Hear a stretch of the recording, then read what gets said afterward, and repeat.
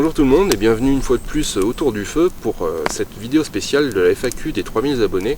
Donc vous avez été très nombreux, beaucoup plus nombreux que ce que je m'imaginais à me poser des questions. Donc je me retrouve avec 3 pages entières de questions. Mais bon, comme promis, je vais répondre à chacune d'entre elles. Alors excusez-moi si je survole un petit peu la question ou si je ne rentre pas trop dans le détail. Je suis obligé d'être concis parce que sinon on va y passer des heures. Déjà que cette vidéo, je ne sais pas trop combien de temps elle va durer, mais je pense que je la couperai en 2 parties pour pas qu'elle soit trop longue. Donc voilà, je vous propose de commencer tout de suite avec la première question qui m'a été posée par Le Grand Steak, qui me demande: les vidéos sur la cuisine antique, est-ce toujours en projet? Alors oui, effectivement, dans une précédente vidéo, j'avais émis l'idée de créer une seconde chaîne en fait en marge de la mini païenne qui serait consacrée uniquement à une sorte de reconstitution historique de cuisine antique. Ce projet, il me tient toujours à cœur. Malheureusement, avec la tenue de cette chaîne, tout le travail documentaire, de montage, etc. que ça me demande, plus mon travail que j'ai à côté, ça me laisse pas suffisamment de temps libre pour mettre ce projet sur pied tout de suite. Donc il y aura certainement des vidéos de cuisine antique sur la chaîne, donc sur ma chaîne principale, la mini païenne. De temps en temps une petite recette en passant, mais donc pour le moment je pense pas pouvoir être en mesure de créer cette chaîne pour le moment.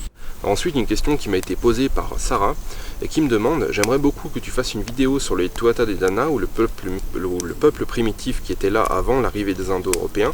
Étaient-ils des hommes de Néandertal? Alors là, il y a 2 sujets distincts, parce que le Tuatha Dé Danann, on est plein dans la mythologie celtique, donc là effectivement c'est une bonne idée de faire une vidéo pour essayer de décrypter un petit peu ce mythe. Alors ça demandera pas mal de recherche quand même, c'est pas le genre de choses qui se fait en 5 minutes, mais c'est un très très bon sujet que je ne manquerai pas de traiter. Ensuite, concernant les peuples pré-indo-européens, alors pour répondre rapidement à la question, non, c'était pas des hommes de Néandertal, pas complètement disons, puisque l'homme de Néandertal officiellement a disparu aux alentours de moins 30 000 avant notre ère. Or, les premières vagues indo-européennes ne sont pas attestées avant moins 2500 environ avant notre ère. Donc ça laisse un énorme creux entre les deux. Mais ce qu'il faut savoir, c'est que en fait, les peuples européens et les peuples asiatiques possèdent des gènes de Néandertal dans leur génome. Donc c'est un héritage que nous a laissé Néandertal. Donc officiellement, nous sommes des Homo sapiens, mais avec une part de gènes de Néandertal. Donc ces pré-indo-européens, pour prendre la situation particulière de la France, c'est ceux qu'on va appeler les bâtisseurs de mégalithes, donc ceux qui ont construit les menhirs, les dolmens, etc. C'était eux qui étaient là avant les Indo-Européens. Donc ensuite, une question de Carlo qui me demande la musique que tu écoutes et son impact sur ton quotidien, que je vais rassembler avec une question de Guillaume qui traite également de la musique et qui me demande quels sont les artistes musicaux dans le style, disons, folk païen que tu préfères le plus. Je ne sais plus qui c'est exactement, qui m'avait également parlé de Danheim, comme quoi j'utilisais beaucoup dans mes vidéos. À cela, plusieurs raisons. Principalement, la première, c'est une question de droit d'auteur, parce qu'avec les nouvelles règles de YouTube, c'est vrai qu'il y a pas mal de youtubeurs qui se font un petit peu embêter par rapport à ça. Donc par rapport à Danheim, j'ai pas de souci étant donné que j'ai l'accord de l'artiste pour utiliser ses musiques dans mes vidéos. Alors bien sûr, c'est une question de goût également, c'est parce que j'apprécie beaucoup ce qu'il fait et ça permet de donner une identité un petit peu musicale à cette chaîne. Et également le projet français Nordmaur que j'utilise depuis peu, que j'ai découvert récemment et donc qui est aussi très talentueux. C'est un petit peu dans le même style que Danheim, un petit peu de l'ambiance inspiré de la période viking. Après, pour un style purement folk, je peux citer Forndom, que j'aime beaucoup aussi. Je peux citer également Garmarna, qui est je crois que ça doit être un des premiers groupes justement qui a fait un peu dans ce style folk païen. Après voilà, il y en a certainement beaucoup d'autres. Là, ça me vient pas tout de suite à l'esprit, mais globalement, tout ce qu'on appelle pagan folk et tout ça, en règle générale, je suis assez client.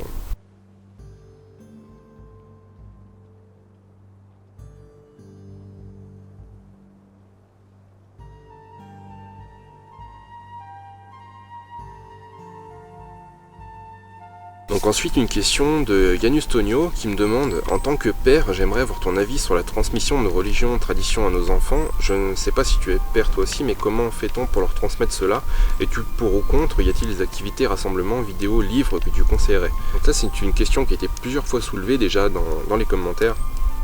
Donc N'étant pas père moi-même, c'est vrai que je me suis pas, c'est pas que je me suis pas penché sur la question, c'est que au final je me sens très mal placé, étant donné que je ne suis pas encore père, pour donner des conseils par rapport à ça.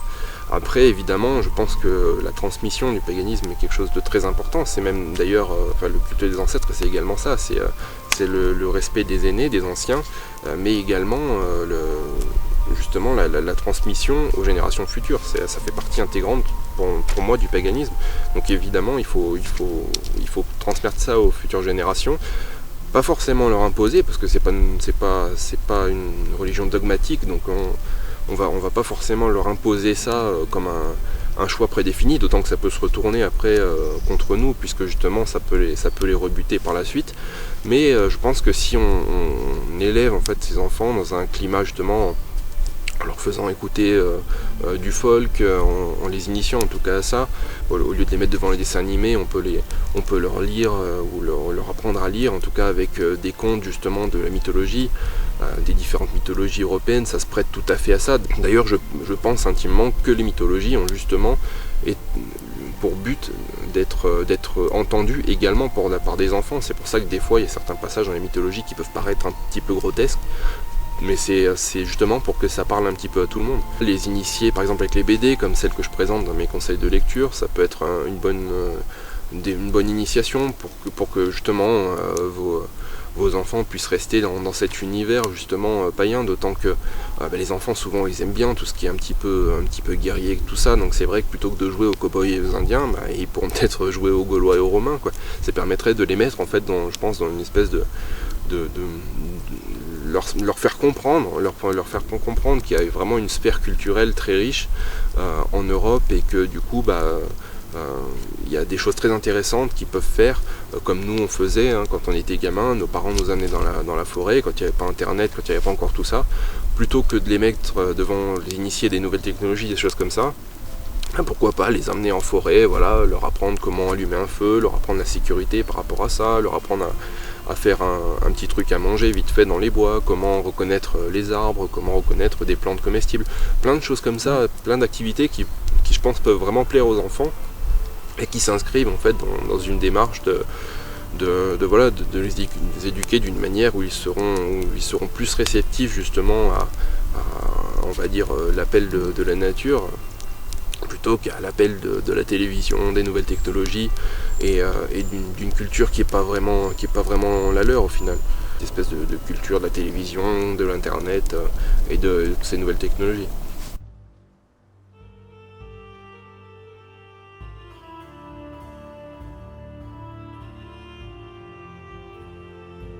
Malheureusement, je ne connais pas spécialement de groupe qui propose justement ce genre d'activité pour les enfants. Peut-être qu'il y en a, il faudrait se renseigner. Si ça n'existe pas, ce serait intéressant, je pense, à créer une sorte de colonie de vacances païennes, pourquoi pas. Mais bon, en tout cas, je pense qu'il y a réellement des activités à faire pour pouvoir justement élever ses enfants dans une sphère qui soit vraiment une sphère culturelle païenne. Ensuite, la deuxième partie de la question de Yanus Tagno qui portait sur les tatouages, à savoir que penses-tu du tatouage dans le paganisme? Alors, comme vous l'aurez sûrement remarqué, je suis déjà tatoué moi-même, donc évidemment je ne suis pas opposé à ça.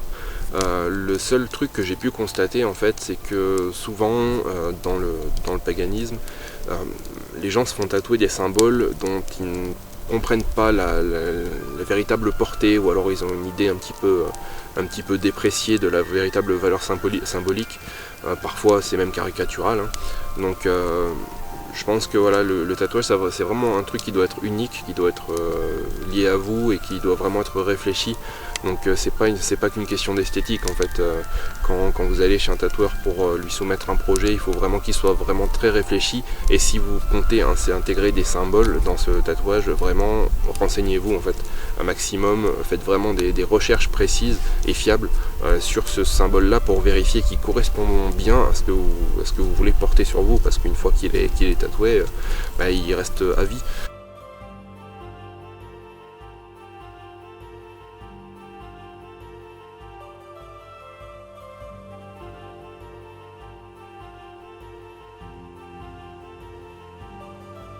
pour le côté plus historique du tatouage dans le paganisme, ça j'y consacrerai une vidéo. J'ai commencé un petit peu des recherches là-dessus.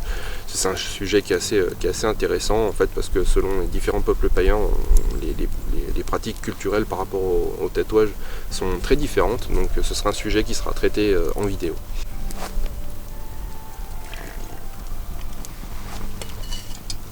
Donc ensuite, j'ai une question de Violaine qui me demande quel est le pourcentage de druidiques en France et est-ce considéré comme une secte? Alors voilà, j'ai pas du tout les chiffres en tête, mais c'est très minoritaire, et globalement le paganisme dans son ensemble est extrêmement minoritaire en France. C'est beaucoup moins de 1% de la population. Donc après, pour ce qui est de ceux qui se revendiquent du druidisme, ça j'en sais rien du tout. Ça doit être quelques centaines, voire quelques milliers d'adhérents sur tout le territoire français, à tout casser. Je pense pas que ça aille chercher beaucoup plus loin. Après, est-ce considéré comme une secte? Pas à ma connaissance. Après, je sais qu'il y a certains corsets qui ont été accusés justement d'avoir des pratiques un peu sectaires.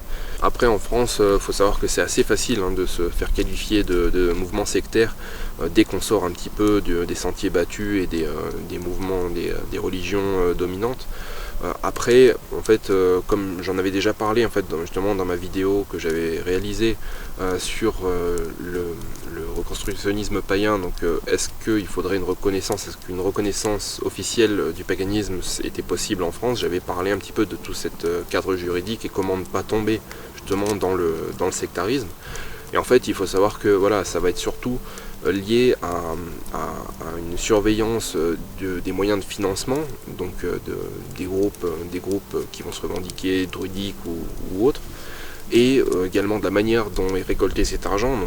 Donc est-ce que ce sont des dons qui sont faits de bonne foi par les adhérents, ou est-ce qu'il y a des manipulations qui sont faites comme dans certaines sectes justement, et l'utilisation qui va être faite ensuite de ces dons, est-ce qu'ils restent bien dans un cadre associatif, ou est-ce que cet argent est quelque part un petit peu détourné par ceux qui dirigent ces associations à des buts pas forcément des buts lucratifs et pas forcément simplement associatifs ou religieux.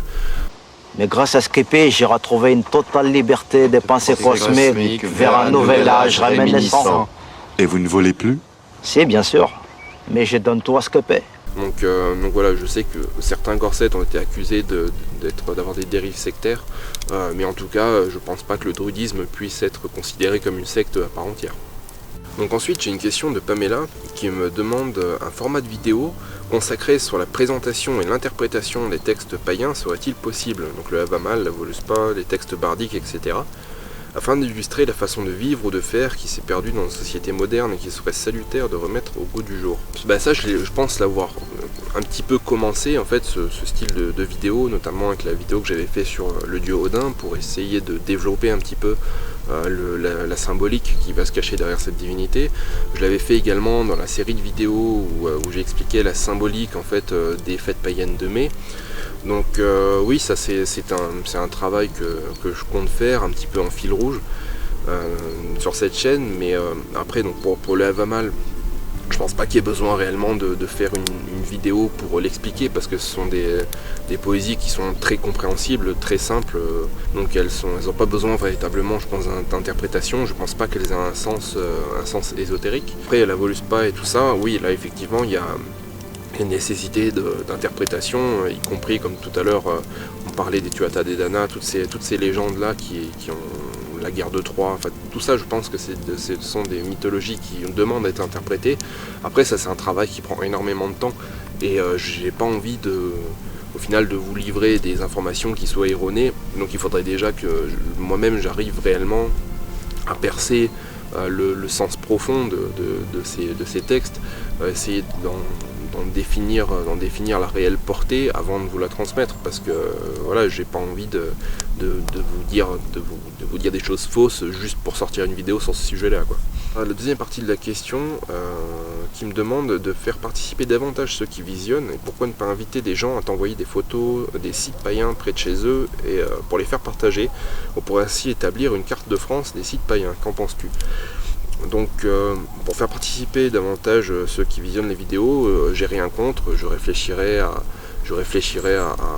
comment le faire. Peut-être à l'avenir on pourrait envisager des lives Jusque-là, je ne l'ai pas fait parce que j'en voyais pas l'utilité, mais c'est vrai que si le nombre de personnes qui visionnent mes vidéos augmente et qu'on arrive à faire des lives avec un certain nombre de personnes qui vont pouvoir les visionner, ça pourrait être intéressant, faire intervenir des gens qui sont compétents sur certains sujets où on pourra débattre, des choses comme ça, donc pourquoi pas. Pour ce qui est des sites païens et de les faire partager, alors je pense que le format YouTube c'est pas forcément le plus indiqué pour ça, mais en revanche je suis en train de travailler sur un forum qui aura justement pour but en fait d'une part de permettre aux gens qui suivent ma chaîne de se rencontrer par région, donc de tisser des liens par région et peut-être voilà, organiser des événements pour les solstices, les équinoxes, etc. Après pour les sites païens, il y aura, je pense, créer justement une rubrique dédiée sur ce forum, justement pour que les gens puissent également par région faire découvrir des sites avec des photos et une explication à l'appui pour faire découvrir justement des anciens sites païens et essayer de créer justement une sorte de carte de France des sites païens. Alors après on pourra faire réellement une carte, mais ça il faudrait trouver des gens qui soient compétents pour le faire. Je sais pas trop sur quel support on pourrait faire ça. Donc voilà, ça c'est des choses oui, qui seront à mettre en place à l'avenir. C'est de très bonnes idées. Donc ensuite une question de Marc qui me dit ne penses-tu pas que la chrétienté médiévale est un pagano-christianisme? Donc oui, je suis tout à fait d'accord avec toi sur ce sujet. La chrétienté médiévale est effectivement une sorte de pagano-christianisme, puisque faut savoir que la chrétienté, même si elle a fini par s'imposer en Europe, elle ne s'est pas imposée en claquant des doigts. Cette conversion ne s'est pas faite comme ça. Et la chrétienté qu'on connaît aujourd'hui, l'église catholique que l'on connaît aujourd'hui, qui est dominante en France et dans une bonne partie du monde, il faut savoir qu'elle n'a pas toujours eu cette forme, elle n'a pas toujours eu ces dogmes. Il y a beaucoup de dogmes qui ont été votés dans une période relativement récente. Donc effectivement la forme même du christianisme était différente. Et d'ailleurs la meilleure preuve de ça, c'est les nombreuses survivances païennes qui ont perduré jusqu'à nos jours au final, même si elles ont été un peu dévoyées et un petit peu elles ont perdu leur sens. Mais ce qu'on constate encore une fois, c'est que les fêtes païennes, enfin que les fêtes chrétiennes sont calquées sur le calendrier païen. Il faut aussi savoir que dans les mécanismes en fait de la christianisation, il y a une caractéristique du paganisme qui a facilité sa christianisation, c'est-à-dire que c'est le fait qu'il y ait un panthéon de dieux, que ce soit un polythéisme en fait, puisque étant donné qu'il y avait déjà une myriade de dieux dans tous les peuples qui étaient païens, en fait les chrétiens au début ils sont arrivés en simplement leur demandant d'accepter Jésus comme un dieu supplémentaire à intégrer dans leur panthéon. Donc c'est ce qui s'est passé, et au final en fait Jésus a pris de plus en plus d'importance avant de carrément supplanter et éradiquer en quelque sorte les autres divinités et de devenir la divinité unique. Alors ensuite une question de Hotman qui me demande: est-ce que tu t'y connais un peu en ce qui concerne le paganisme de la Mecque pré-islamique, les divinités rituelles, est-ce que ça se croise avec d'autres religions? Alors je suis pas du tout spécialiste du sujet, je me concentre, c'est vrai, sur cette chaîne essentiellement en fait à tout ce qui va être paganisme européen, puisque c'est déjà un sujet qui est extrêmement vaste et avec le nombre de divinités et de mythologies différentes qui existent en Europe, c'est déjà assez difficile de s'y retrouver. Donc en revanche, ce que je peux te proposer, c'est de suivre la chaîne Arcana, les mystères du monde, qui parle d'archéologie, d'histoire, de mythologie, et notamment non seulement européenne, mais également beaucoup du Proche-Orient, etc. Donc là, sur cette chaîne, tu pourras trouver de plus d'informations sérieuses concernant tout ce qui va être paganisme pré-islamique, et notamment tout ce qui va être sur le zoroastrisme, la religion des Perses, tous les peuples en fait qui ont vécu au Moyen-Orient depuis Sumer en fait. Donc voilà, je t'encourage à suivre cette chaîne, donc Arcana, puisqu'il m'en parlera certainement mieux que moi, étant donné que je ne suis pas du tout un spécialiste du sujet, et que cette chaîne est consacrée plus au paganisme européen. Deuxième partie de la question qui me demande: penses-tu que les liens commerciaux tissés entre les peuples païens auraient été susceptibles d'influencer leurs croyances au point que certains aspects disparaissent complètement? On a un exemple assez flagrant, c'est notamment le paganisme romain. puisque à la base le panthéon romain c'est le panthéon grec, sauf que au fur et à mesure de l'expansion de l'Empire, il a intégré des divinités qui venaient un petit peu des quatre coins de l'Empire justement. C'est comme ça qu'on s'est retrouvé avec un panthéon romain qui a intégré Osiris, qui est un dieu égyptien, aussi bien que Epona, qui était une déesse gauloise. Alors ceci dit, je ne pense pas que ces transformations soient dues simplement au commerce, mais plus aux conquêtes et à l'impérialisme en fait romain, puisque les Gaulois par exemple commerçaient déjà depuis très longtemps, des centaines d'années avant l'invasion romaine, donc ils avaient déjà des contacts relativement réguliers avec Rome. Seulement on a constaté une certaine porosité au niveau culturel, au niveau du mode de vie. Les Gaulois qui étaient dans le sud de la Gaule et qui côtoyaient le plus les Romains ont été romanisés un peu plus rapidement, même avant la conquête romaine, alors que ceux qui étaient plus éloignés, commerçaient moins, mais commerçaient quand même avec Rome, mais en revanche, ils étaient beaucoup moins romanisés culturellement.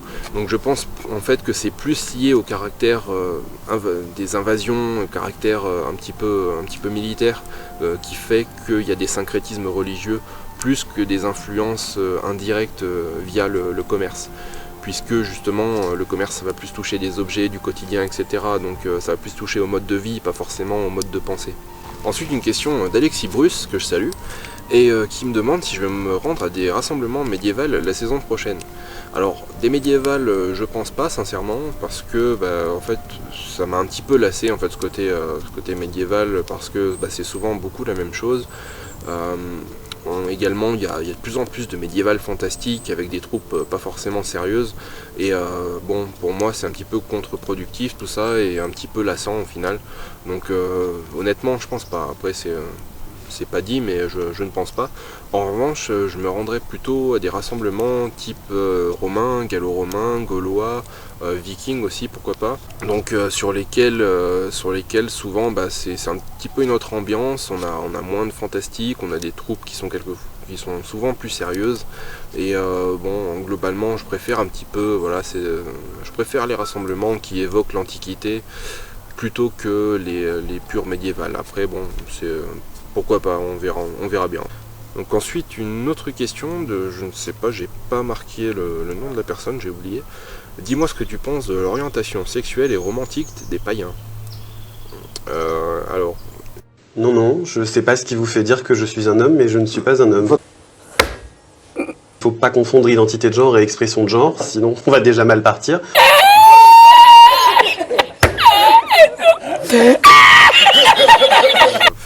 J'ai pas vraiment compris le sens de la question. Donc ce que j'en pense, j'ai pas grand chose à en penser. Chacun fait bien comme il veut. Après si on prend un point de vue historique, c'est assez disparate. Si on prend par exemple les Grecs, ils étaient assez friands de bisexualité. Non binaire. Alors que par exemple chez les Vikings, l'homosexualité était passible de bannissement, donc on n'a pas vraiment de cohérence par rapport à ça. C'est un petit peu chaque païen, chaque culture païenne avait ses différentes pratiques par rapport à ça. Donc ensuite il y a deux questions qui ont été posées par Abel et Zandre, et qui me demandent si j'ai eu une éducation païenne et depuis quand je m'intéresse au paganisme. Alors ces deux questions là je les ai déjà traitées dans ma première FAQ, donc je vous mettrai un lien ici et dans la description de la vidéo. Donc je vous encourage à aller voir cette vidéo dans laquelle vous trouverez la réponse à vos questions. Je ne vais pas m'étendre sur un sujet duquel j'ai déjà parlé. Donc on passe à la seconde page de questions, avec une question de Guillaume qui me demande: faut-il avoir une foi profonde en les dieux? Plus le temps avance, plus je me dis que oui. Alors, il faut se méfier avec ces termes religieux qu'on utilise aujourd'hui, comme les termes de foi, de croyance et de choses comme ça. Puisque c'est des termes qui sont relatifs au monothéisme. Je pense que pour moi le polythéisme et le paganisme en particulier s'envisagent d'une autre manière en fait. Donc cette notion de foi, qu'est-ce que c'est au final? C'est une notion de confiance, tout simplement, de confiance qu'on va avoir au démiurge, qu'on va avoir au Seigneur, comme l'appellent les chrétiens. Or, je pense que dans le paganisme, il faut aborder le problème différemment. Personnellement, j'ai une vision du paganisme qui est plutôt déiste, c'est-à-dire que pour moi les divinités n'interviennent pas directement. Et d'ailleurs, ce qu'on note, c'est dans les mythologies païennes européennes, on a des notions qui sont supérieures aux dieux. C'est-à-dire qu'on va avoir les dieux qui sont soumis, notamment dans la mythologie nordique, qui sont soumis au destin, qui sont soumis aux Nornes, qui tissent justement les trames du destin entre les êtres.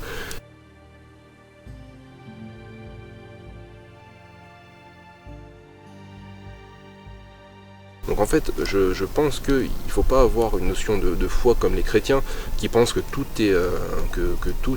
descend de la volonté du démiurge. Je pense que chacun des êtres a sa propre volonté de décision. Chaque être est responsable de ses actes, mais on peut envisager bien sûr qu'il y ait des choses qui nous dépassent, qu'il y ait des éléments qui nous dépassent. Ceci dit, je ne pense pas qu'il faut avoir une vision comme les chrétiens, voilà, d'avoir une confiance aveugle en fait en le démiurge pour tout, et de penser que le démiurge est tout, et que c'est lui qui fait tout, que c'est lui qui pilote tout, quoi, en fait. Je pense que dans le paganisme, voilà, il y a des divinités, mais il y a des notions qui dépassent même la divinité. Ensuite, une question de Voltobadios qui me demande: que penses-tu du néopaganisme slave déjà bien ancré en Russie dans d'autres pays slaves, car ils ont l'air de faire un bon travail de reconstruction historique. Donc oui, effectivement, je suis ça un petit peu de près, parce qu'effectivement, notamment dans les pays slaves, en Pologne, en Russie, mais également beaucoup dans les pays baltes, on a pas mal de mouvements en fait qui sont bien plus en avance en fait que chez nous au niveau du reconstructionnisme païen.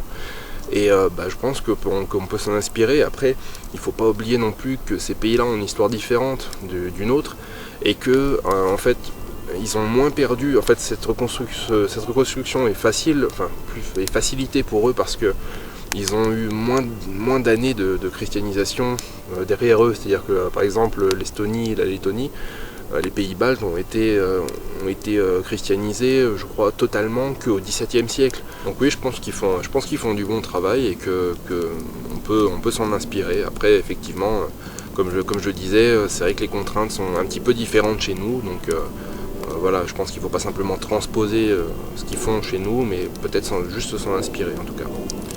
Donc ensuite, une question de Gaël qui rejoint un petit peu la question que j'ai traitée un peu plus tôt, et qui me demande: crois-tu en des dieux? Si oui, lesquels? Ou sinon, est-ce que comme moi tu ne crois en aucun dieu, mais est-ce que tu as une fascination pour le mysticisme et les religions païennes? Encore une fois, comme j'ai répondu à Guillaume tout à l'heure, il faut se méfier de ces mots issus du champ lexical chrétien en fait, comme croyance, foi, etc. Alors personnellement, je suis plus partisan d'un panthéisme. C'est-à-dire, le panthéisme, c'est en fait la notion selon laquelle la divinité se situe dans chaque être, que ce soit humain, animaux, la terre, les arbres, les éléments, tout ce que vous voulez en fait. Ces divinités ne sont pas transcendants, mais sont une émanation en fait de ces différentes forces et de toute la vie qu'il peut y avoir sur Terre, et même des éléments qui sont inertes. J'ai l'impression de faire partie d'un tout. Moi, le caillou, le fil, le lac, le ciel. C'est entier, vous comprenez? C'est bien fini. D'ailleurs, c'est pour cela que souvent les divinités sont associées non seulement à des éléments, mais ils ont également des traits de caractère humain, c'est pour témoigner en fait de leur universalité. Donc, on ne peut pas dire que j'ai une notion de croyance au terme chrétien, où eux ils ont une version vraiment théiste de la divinité, c'est-à-dire que pour eux la divinité est transcendante, c'est une force qui est supérieure à laquelle on est soumis, et en fait tout est la volonté du démiurge. Moi je pense qu'en fait ça c'est une manière en fait de se déresponsabiliser, de se décharger de ses actes, et c'est une manière aussi, comme par exemple dans le catharisme, de diaboliser le monde concret, alors qu'au contraire dans le paganisme je pense qu'il faut exalter la beauté du monde, et à obéir en fait aux lois de la nature qui nous entoure tout simplement. Après oui, pour le mysticisme, pour toute la mythologie, enfin peut-être pas le mysticisme, mais pour la mythologie effectivement j'ai une vraie fascination, parce que ça soulève plein de questions, c'est des textes qui sont très mystérieux, C'est des textes dont il faut percer les secrets pour avoir accès à une certaine morale, à une certaine connaissance. Donc effectivement, il y a tout un folklore qui est autour, qui est très intéressant. Après, pour répondre à ta question, en quelle divinité je crois, je t'encourage à aller voir ma vidéo que j'avais faite justement, quels sont mes dieux, et je pense que j'y réponds dedans. Mais en tout cas, voilà, encore une fois, faites bien attention à ne pas en fait envisager le paganisme avec un angle de vue chrétien biaisé en fait. Et donc cette question me permet notamment de rebondir sur la question de Max Le Lorrain qui me demande: penses-tu que les pouvoirs attribués à Odin étaient réels ou non, car comme c'est mentionné dans les Eddas poétiques, il est retourné en Suède après avoir régné sur Asgard et il est mort suite à une maladie comme un être humain ordinaire. Bon, par rapport à la mort d'Odin, moi dans mon souvenir, il est mort durant le Ragnarok, donc je sais pas trop en quoi tu fais référence sur la Suède et tout ça. Pour répondre à cette question, en fait, c'est exactement comme je disais dans la question précédente, je pense qu'il faut se méfier d'interpréter le paganisme et d'envisager le paganisme comme on envisage une religion monothéiste. Par exemple, pour moi, les textes mythologiques, la mythologie européenne, ne sont absolument pas envisagés selon le même angle que la Bible, que les chrétiens envisagent la Bible, puisque eux, ils vont te dire que la Bible, c'est la vérité absolue, c'est un texte qui émane directement de Dieu, même s'il a été écrit de la main de l'homme, et que ce qui est écrit dedans, c'est la vérité, c'est la loi. Même si concrètement, par rapport à la Genèse, par exemple, nos connaissances scientifiques aujourd'hui, elles vont totalement à l'encontre de ce qui est décrit dans la Genèse. Donc, malgré ça, les chrétiens continuent à penser, pour la plupart, que ce qui est écrit dans la Bible, c'est la vérité absolue, c'est la vérité qui émane de Dieu. Je ne pense pas que les textes mythologiques européens soient envisagés sous le même angle. Pour moi, pour ce qui est de la mythologie européenne, il ne faut pas oublier que c'est de la transmission orale. Donc à la base, ce sont des chants, ce sont des poésies. Donc c'est des textes qui, déjà, dans un premier temps, ont été écrits pour avoir une certaine sonorité, pour avoir une certaine musicalité qui soit agréable à l'oreille. Donc déjà, ça a orienté leur forme. Et après, par rapport au contenu, effectivement, je pense que c'est beaucoup romancé et il faut aller chercher justement la signification. Pour moi, ce sont des allégories en fait. Tout ça, ce sont des allégories. Il faut aller chercher justement de quel objet ce sont les allégories. Également pour les divinités. Donc c'est là la complexité en fait du truc, c'est de sortir un petit peu du paradigme chrétien, du logiciel chrétien qu'on a toujours tendance à interpréter tout littéralement. Là, je pense qu'il faut vraiment faire un vrai travail de remise en question par rapport à ça. Et notamment un travail d'interprétation justement du sens de la divinité, du sens de la mythologie. Donc je pense qu'il y a un vrai travail d'interprétation à faire, et d'ailleurs ce travail d'interprétation il date pas d'hier, puisque déjà à l'époque les philosophes grecs s'y étaient penchés sur la question, comme par exemple Platon, ou même chez les Romains avec Julien Apostat. Donc ça par exemple c'est des lectures qui sont utiles pour essayer d'envisager différemment justement l'interprétation des mythes et des légendes. Mais encore une fois c'est que mon point de vue, après si vous n'êtes pas d'accord, vous pouvez bien sûr dans les commentaires exposer votre point de vue et votre vision. Ça peut être intéressant d'ailleurs d'avoir d'autres points de vue. Donc ensuite une question de Théo qui me demande: penses-tu ouvrir bientôt la chaîne spéciale cuisine? Ça j'ai déjà répondu au début de la vidéo. Que Pagan Woods Productions qui me demande: que penses-tu des similitudes entre la tradition nordique et celtique? Cela pourrait-il venir d'une tradition antérieure? Donc oui, effectivement, il y a des similitudes entre la tradition nordique et celtique, mais pas que, il y a également des similitudes avec les traditions gréco-romaines par exemple. Et en fait, effectivement, il y a bien un ancêtre commun qui est la tradition indo-européenne, qui a pris des variantes selon que ces peuples indo-européens se sont installés dans le nord de l'Europe, ou dans le sud de l'Europe, ou dans l'Europe centrale, puisqu'effectivement, on ne vit pas du tout de la même manière au quotidien en Grèce ou en Norvège. Donc, quelque part, ces différentes traditions se sont adaptées au lieu où elles se sont développées. Et également, elles se sont adaptées parce qu'elles ont intégré peut-être des éléments de croyances des gens qui étaient déjà sur place avant, comme par exemple en France les bâtisseurs de mégalithes, en Grèce ça va être les Mycéniens, au nord ça va être des peuples samis par exemple. Donc effectivement ces différentes formes de paganisme sont une sorte de syncrétisme entre les Indo-Européens et les peuples qui étaient déjà là avant, mais principalement c'est vrai que le paradigme indo-européen a quand même souvent un peu supplanté les autres. Donc ensuite une question de Iron Balls qui me demande: le paganisme en général étant une tradition transmise oralement, comment s'initier quand on est complètement néophyte? Par où commencer pour ne pas tomber dans les pièges de charlatans? Et surtout si tu avais une astuce pour surmonter le logiciel chrétien qu'on nous a mis dans le crâne à la naissance. Pour la transmission orale, c'est tout à fait vrai. Seulement aujourd'hui, les seules sources que l'on a sont les sources écrites et on n'est plus dans une civilisation à tradition orale. Donc c'est vrai que c'est difficile de revenir en arrière et de revenir à une certaine tradition orale parce qu'on a peut-être moins de mémoire, parce qu'on a plus de biais qui s'offrent à nous. Malheureusement, enfin heureusement ou malheureusement, hein, c'est selon, on est obligé de passer par la lecture au final pour découvrir justement toutes ces traditions, découvrir le paganisme en règle générale. C'est pour ça que je fais d'ailleurs mes vidéos de conseils de lecture qui sont là justement pour vous proposer des ouvrages qui je pense sont intéressants pour soit s'initier, soit aller un peu plus loin dans vos recherches et puis essayer de comprendre un petit peu les fondements du paganisme. Pour ce qui est de ne pas tomber dans les pièges de charlatans ou les pièges justement du biais chrétien, là j'en ai parlé dans mes précédentes réponses aux questions, c'est-à-dire qu'il faut faire attention de surtout pas faire attention au champ lexical, de ne pas vouloir interpréter en fait la mythologie païenne de la même manière que les chrétiens vont interpréter leurs propres textes sacrés, et pas interpréter nos divinités de la même manière que les chrétiens vont envisager les leurs. Je pense qu'il faut remettre ce qu'on sait à zéro et essayer de faire le cheminement par soi-même au fur et à mesure de ses lectures, etc. Je t'encourage en fait à aller voir mes différentes vidéos que j'ai faites de conseils de lecture et tu trouveras probablement en fait des sources qui pourront t'intéresser justement pour essayer d'en savoir plus, ou sinon c'est également le travail que je fais simplement en fait dans ces vidéos là, essayer d'aider les gens qui sont néophytes, qui sont débutants à essayer de comprendre un petit peu mieux le paganisme. Je ne prétends pas être particulièrement qualifié, mais disons que c'est vrai que ça fait j'ai une certaine expérience là-dedans.